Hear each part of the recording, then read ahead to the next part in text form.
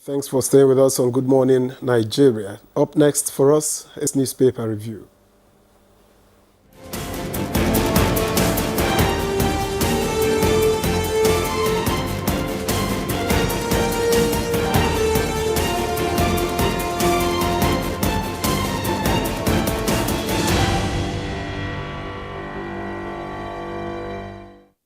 All right, I got Chukudi Okoli with us for the news review segment. Chukudi, good morning to you. Good morning, Mary. How are you doing? Very well, and you?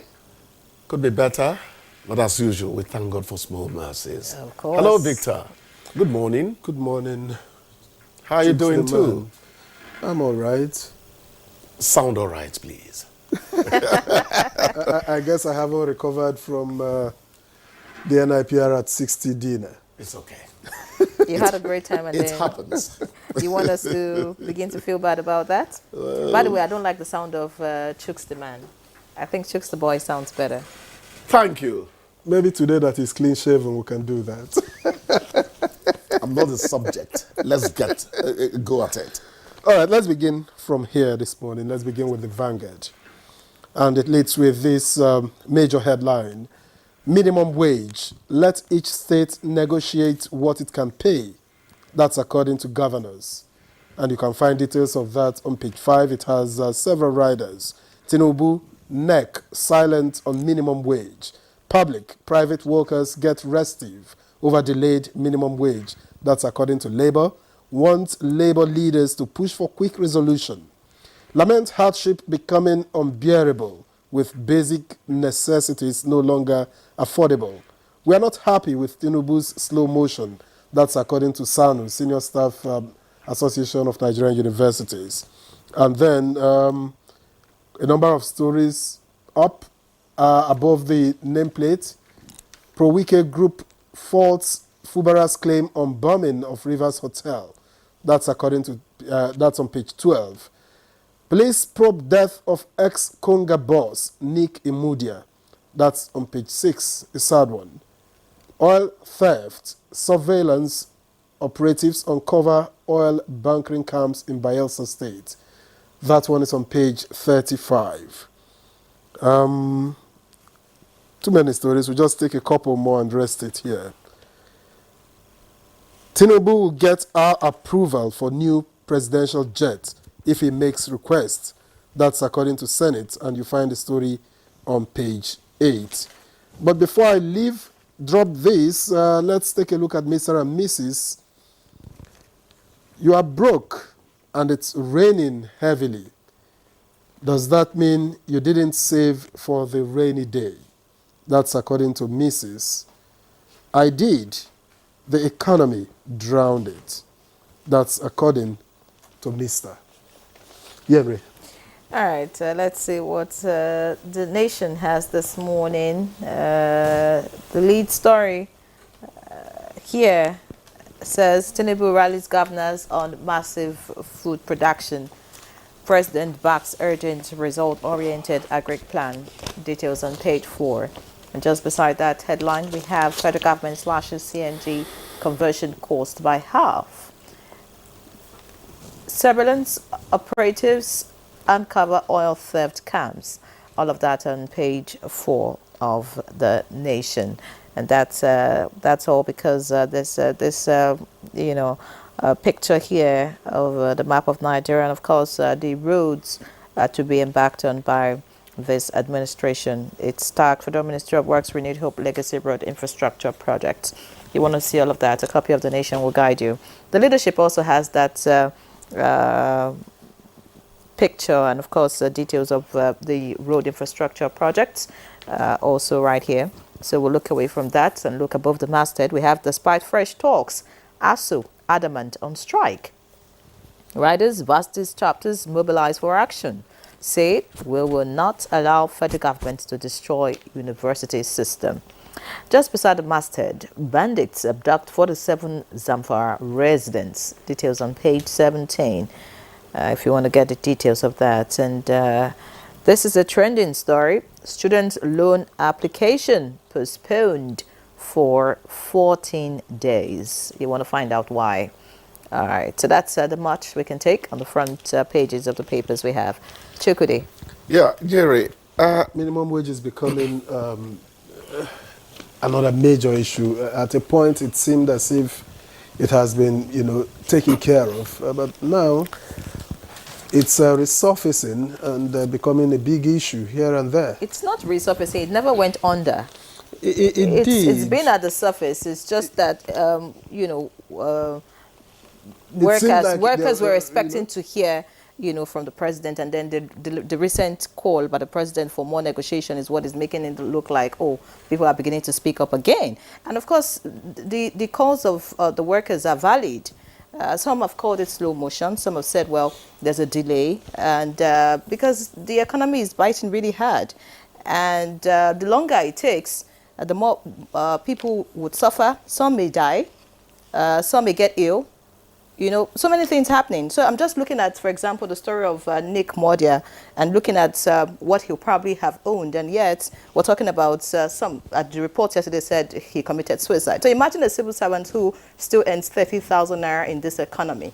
So you expect them to begin to make some comments. It's taking too long, Well, but linking it to Nick Mudia may not work, because you never know why Nick took his life, if he did. I'm just trying to say that even in comfort, people are distressed at this time. So I'm saying in discomfort, imagine what you're going through. That's just my comparison, really. I can see that there is intent on your part to banish me from discussion. But because the parrot is in the studios, I got to talk. The minimum wage thing is no easy task for both the authorities and the workers. It's going to continue like this till something happens at the last minute when people have dissipated energy. That is what I foresee. The governors are saying, for instance, that each state should negotiate what it can pay. Which is I want fair enough. my dear Nyere to get more money. Thank God she's a federal worker. You guys always do better than the rest. But the truth remains that getting that money to pay is not as easy as it could be for some entities. Some of the school owners are saying if they extend it to us, what they are saying is that we reduce teachers by half. Some who are managing a little, it's actually entrepreneurship, but they employ a few people. So there's this idea that the office is bubbling with both owner and workers and all that. They too are saying, are you talking about minimum wage for federal civil service workers, or are you including us? It is not an easy thing. It is going the way it would go. But at the end of the day, we're going to have a solution. It's about people meeting people halfway. That's what I foresee, But it's not going to go away until it is resolved. But what do you say to governors, asking to negotiate on their own, individually? Some people have disagreed with that because, by the way, that won't stand if it's minimum wage, because that's a law. Well, minimum wage should carry through. Yeah, so because they are saying want to negotiate without making it. This is the threshold. We wouldn't want you to drop human life, below or under, So Victor has a point there, but ability to pay the minimum wage is the big deal. It's not going to be wished away by that which the law validates. So at the end of the day, they have to meet one another. Okay, let's treat them as two parties, each other halfway. They have to. When people talk about ability to pay, when it's coming from the side of government or some big organizations, private organizations, I worry. And a lot of people worry too, because you need to be concerned about the welfare of your worker. Yes. What they deliver. We're talking about productivity. I think some days ago you mentioned that. We're talking about increase in minimum wage, we're not talking about productivity. If a worker is not, comfortable to a certain level, you don't expect productivity from that worker. So, you don't expect someone to probably walk to walk a long distance because he cannot afford transport fare, and then come to work and still be able to deliver. He will be sleeping. He will be tired. He will be exhausted. Or someone who cannot eat, who cannot pay the children's school fees, or you have a sick child at home and you cannot pay medical bills, and you expect the person to deliver. So you must consider the state of your worker. The person needs to be comfortable to a certain level. I didn't know. So that is why it is important to talk about how much the worker receives. I have a way of enjoying myself anytime you sit there. I see an angry journalist, sometimes. But the problem is that whatever volume of vexation you build into this argument, the other side has its own argument. That's why I say, at the end of the day, they have to. And let us please quickly say this, that you want welfare for workers doesn't mean that water supply is going to have to suffer, because that is also welfare for workers. What am I saying? Infrastructure will still go on being developed even as we give money to. So it is appropriating, in a rather delicate manner. I've not been in government, but when you sit over manning a few... we just need to think outside the box. Look for ways to generate more income, block leakages as much as possible. Yes. Bloated costs. Exactly. Yeah, what you're saying is let them prioritize welfare for workers.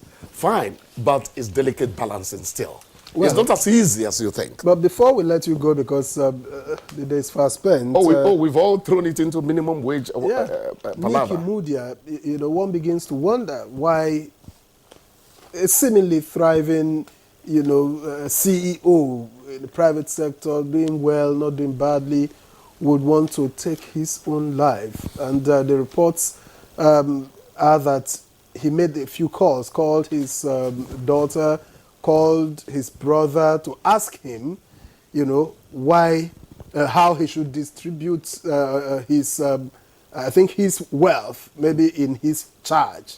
Yeah. When somebody begins to ask those sort of questions, people should worry. You said it's seemingly thriving. I like the but the calls adverb, he made. The calls he made. Yes. Now, to his brother, to some friends, to his daughter, should ring the alarm. Yeah, fine. So I ask, was he lonely in a crowd? Many of us are loners, even in multitudes. I agree. If you don't get close to a man or woman, you don't really get to know what their headaches in the world, are. He looked prosperous. He looked like somebody who was thriving. But you don't know the demons he had been fighting. And when I say demons, I'm not talking really spiritually. I'm talking about the little things he was struggling with in life. And anyway, it is not all the time that when they dress so well like Victor, that it also means that they are mentally stable. We talked about mental health issues the other time, which we're not looking into in this country enough. We should. Unfortunately, we have to. We don't have a lot of time. We lost him. It's unfortunate. We have to talk about again. We've done that before and here. Many more people and we should do it are again. on the verge of taking their own lives, even as we speak this minute. And it's important that we address some of the issues that are triggering some of these mental instability, depression, and all of that. There should never be another man-head Nagarawa attitude toward these things. Chukwudi Okoli-Ugbaja, thank you very much for coming on Good Morning Nigeria. We'll see you again on Monday. I'll be here by His grace. All right, the conversation proper begins after this break. Please stay with us.